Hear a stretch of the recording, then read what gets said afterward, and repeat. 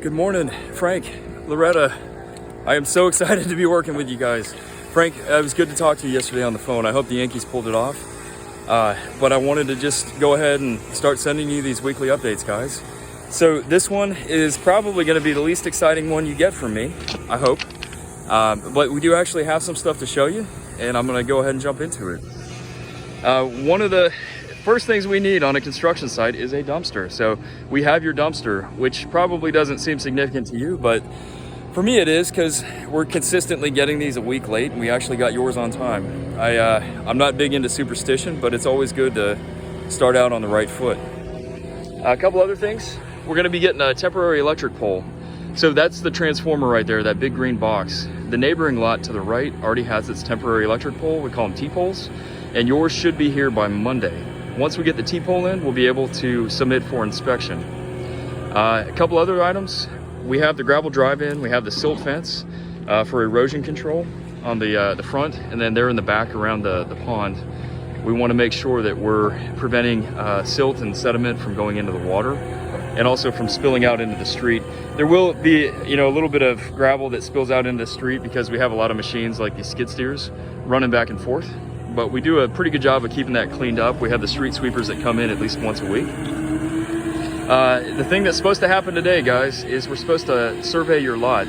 We've already done a survey. Obviously, during land development, we need to know where each of these lots is. And you can see we have the corner stakes right there.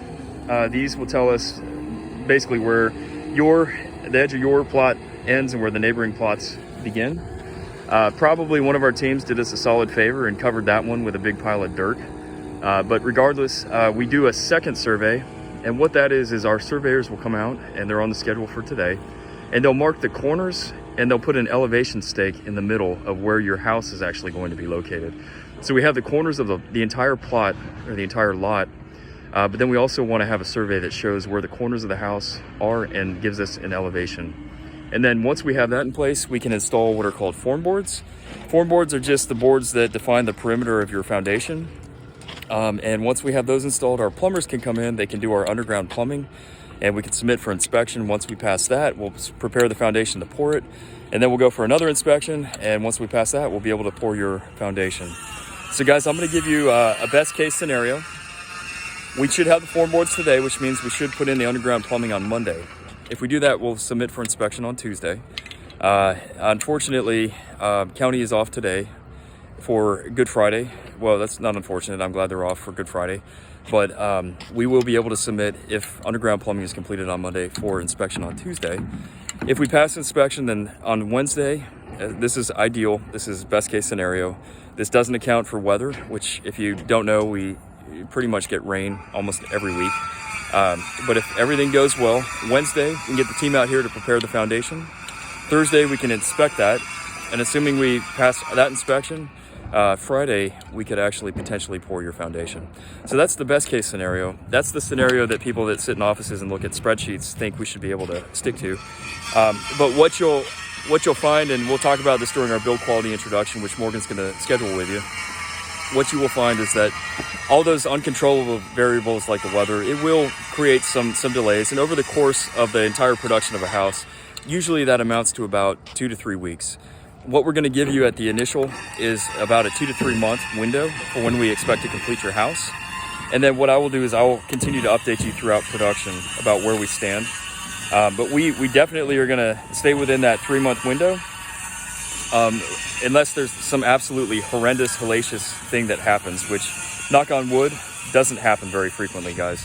So, wow, that was a lot of information I just threw at you. But good news is we are officially moving, guys. We're officially started on your lot. And my goal next week is to push as hard as I can, especially if we have good weather. So best case scenario, we could potentially pour your foundation by next Friday. Realistically though, guys, it's probably going to be the following week. Regardless, I'm going to keep you updated every single step of the way. I am so excited to be working with you guys again. When I found out I was getting Frank Ferrigno, I was like, yes. So I'm really excited about that. And the one thing I ask from you guys throughout this entire production process is just communication. So you'll hear me say this every single week. If you have any questions, any concerns, any issues, it doesn't have to be good. It can be bad. It can be ugly. But I just want the communication, guys. And you'll get that from me as well. and that will help to streamline everything. There will be no surprises. It creates transparency and trust throughout this entire process. So good things all around. I hope you guys have a good weekend. I'll talk to you soon. Bye.